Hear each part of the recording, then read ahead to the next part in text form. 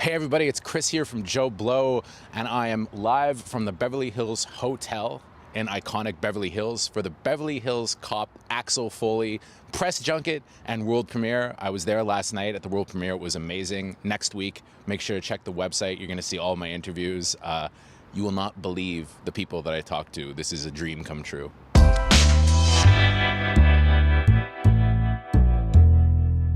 Kevin, I got to ask you, so 1984, you and Eddie Murphy probably delivered the two most iconic performances of my childhood, that's for sure.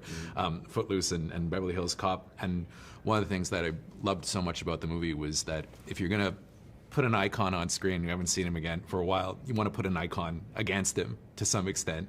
And I was just wondering if you could tell me a little bit about what it was like, you know, being on set for something like that, being the kind of antagonist, I guess. Yeah, that was great. I wonder why they never came and said, let's have Ren McCormick and Axel Foley, you know, in 1987 in a movie together where, like, let's see, what would the plot be? They have to go to Beverly Hills because they're burning books or something, and they got to get the kids together to, or I don't know, whatever. Probably would have been my favorite movie. Yeah, it was. Dumb idea. Listen, it was great. I mean, you know, I was thrilled to be there doing it with him. And there is something that's kind of oddly meta about, you know, us talking about, you know, we've been at this a long time, haven't we, Axel? You know, I mean, that kind of stuff is a little bit well, on point, I think. It was perfect. Joseph, you and I guess, are roughly the same age, and I was just wondering if you were perhaps like me when you grew up watching Beverly Hills Cop over and over and over again. And my parents always let me watch it when I was young, but it just became this touchstone film for me growing up, and I was wondering if you had a similar experience. Yeah, I remember watching it when I was also quite young, probably too young to be watching it, but I had an older brother that was extremely into Eddie Murphy on Saturday Night Live, in Raw, Delirious, in his stand-up specials, and his movies like Beverly Hills Cop. So, do you have any older siblings? Yeah, I do. I have an older sister, yeah. And my dad loved these movies too, though. That was so you would watch it with your dad, or you would watch it with your older sister? No, I'd watch it with my dad. Whatever my parents wanted to see, I'd watch, and my dad loved Eddie Murphy. So. Got it. Okay, yeah. So for me, I don't think either of my parents are watching this, but it was my older brother that was watching it. And I don't know if you've experienced this, but for me, the stuff that my older brother liked took on this aura, this elevated mystique of coolness. And for me, at that time, that was Eddie Murphy. And so now, after all these years, to get to play his sidekick in the new Beverly Hills Cop movie, it's incredible. Well, you know, one thing I wanted to ask you guys, but both of you actually, is that, you know, this is the kind of movie, watching it last night, it was such a blast, right? Watching with that audience, and it just seems like the kind of movie that's going to give people joy, right? It's just going to make people really happy. And, you know, as two guys who've been doing this for a long, long time and have done all kinds of stuff, is it still really gratifying for you guys to know that, like, people are going to watch this and it's just going to make them happy? Sure. Yeah. Listen, I mean, I think I make movies, create things so that people feel something. Sure. You know, if joy, that's a good one. You know, if they get scared from a horror movie, that's a good one. If they get turned on, if it's a love story or, you know, whatever it is. You just want people to feel something. You know, what you don't want to do is go to work and put in the kind of hours that we do and put your heart out there. So I was like, well, I didn't really feel anything from that. So I agree with you. I think this is in its own way, is a joyful kind of, you know, celebration of an era and of a great comedic actor. Did you say Foley? Foley! We stole a helicopter! I didn't realize that you couldn't really fly a helicopter. Otherwise, I would have came up with a different idea. I told you it was a bad idea! So I was reading that the first scene that you guys shot was actually the scene where Eddie jumps in the car and you guys are staking him out. What was that day like on set? What was that like for you guys? It was spooky. It was kind of surreal. Yeah. Because we were 2 blocks away from the original location downtown, hadn't seen each other in years, and we were dressed the same.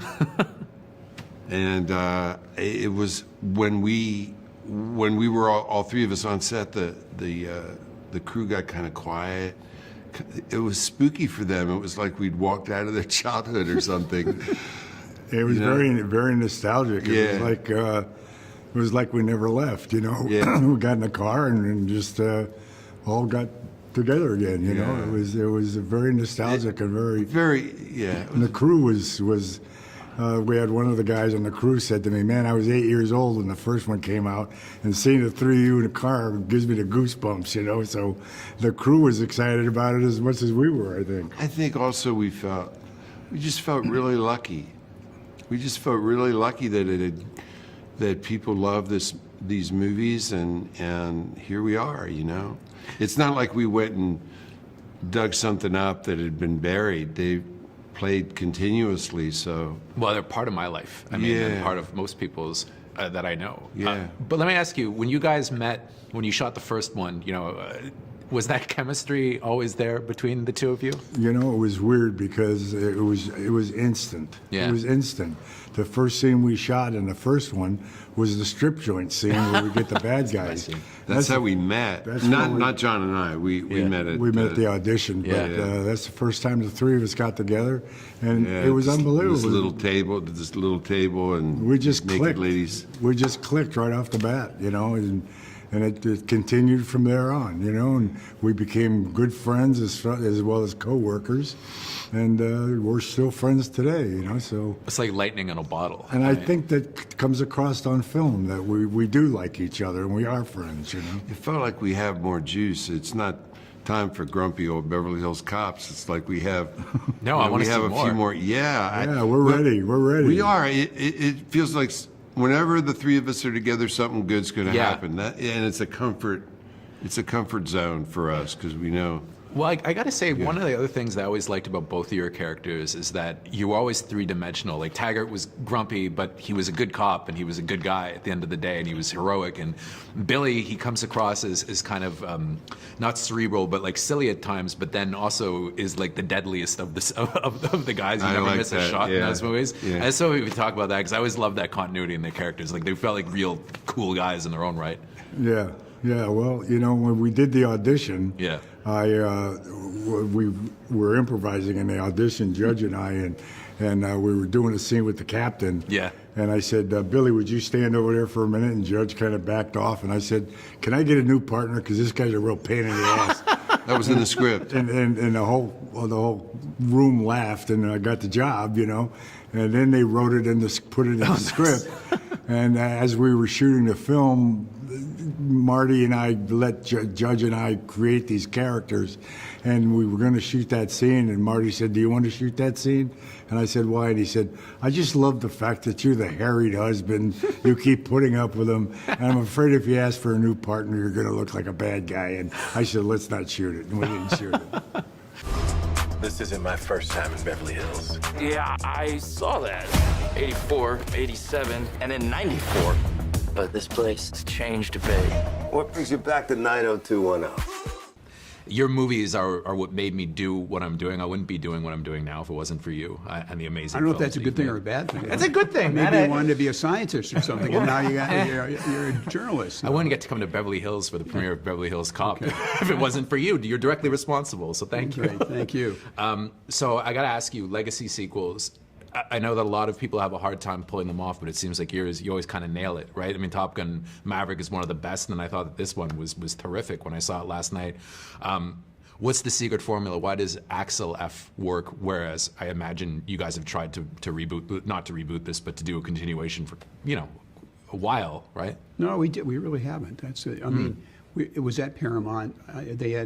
That previous management had no interest in doing it. That blows me away. And so they sold it to Netflix. And thank you, Netflix, for saying, hey, they raised their hand and let's develop something. And of course, we said, of course, we'd love to bring Eddie Murphy back and all his pals back. And audiences loved him back in the 80s, and I think they'll love him today. And hopefully we'll be right. Hopefully on July 3rd, when it comes out, they'll turn their TVs on and have a blast like we had making it. Well, I mean, I had a blast watching it last night, and Mark, I thought it was so cool that you gave a shout out to Martin Bresson and Tony Scott, because I mean, I think those are two of my favorite directors. And what I loved about this one, though, is that I found that you got the mix just right, where it's a comedy, it's funny, but then when the action starts, the action's legit, like it's for real. It's not, and people aren't necessarily like cracking jokes in the middle of a gunfight. And How do you find the balance there, though, when you're doing a film like this? Yeah, well, I found the balance, but it was so wonderful to have the film that Marty did and the film that Tony did to be able to look at as not a blueprint, but as a point of inspiration to jump off from, to look at those two films, see how they handled it, and then to see how I was going to take it on. And I think the big part for me too is those films are very grounded. You know, they're very grounded, and that's what makes the action work, but also too you find the time for comedy. So I tried to do the same thing. I looked at what made it work, and I tried to follow the same formula. Yeah. Well, yeah, like, I mean, you said, I mean, I feel like a really bad way to have done this movie would have been to, you know, kind of do what they did with the last few Die Hard movies, where make it all CGI and, you know, make it so outlandish that it becomes almost a superhero movie, right? I mean, this felt like a legit Beverly Hills Cop movie from the 80s. I feel like that kind of movie, though, in some ways, it's become a lost art, though. I mean, as a guy who's been working in the profession so long and has done all kinds of movies, do you find that it's harder to get like that kind of grounded action commercial movie made? Yeah, it's because it's more expensive and it's dangerous. So the studios would prefer you did it the simpler way and the cheaper way. But Mark stood up and wanted to do it for real and wanted to do everything in camera, and we certainly supported him. I also have to say I loved the music in the film with all the references to Harold Faltermeyer and all the cuts from the soundtracks for the first two movies. Yeah. I thought that was great. Can you talk a little bit about working those in? We're soundtrack buffs at the website. And okay, well, that's good. Well, that's what's so amazing about coming into something like this, where to be given not just Axel F, but the whole soundtrack of those first two films. I love those soundtracks so much, and I hope you can feel that when you watch the film. I 100%. Work really closely with Lorne Bolf, our composer, to really say, this is we want to really show audiences that it's not about reinventing, it's about taking that and evolving it rather than the thing. We wanted to show audiences to watch this and go, we love what's been in the past, here's our version of it, here's the contemporary version of it for now. Yeah. My last question is for you, Jerry. I just wanted to ask, so I feel like you've had at least three really iconic characters under your watch: Axel, Folly, Maverick, and Jack Sparrow. What is it about these characters that have made You're missing two. You're missing a couple. You have Martin Lawrence and Will Smith. Oh, of course, yeah. I just saw them last week. Yeah. Of course, Bad Boys, yes. Yeah. What is it about these guys, though, about these characters that make audience fall in love with them and want to follow them 30 years down the line? First of all, they're all terrific actors. Yeah. You got to start there. They're real. They're grounded in whatever they do. And we've had great directors and great screenwriters working with them, and it just brings out the best in them. And just you surround talented people with more talented people, you get something special. And that's what happens with a lot of these movies we make.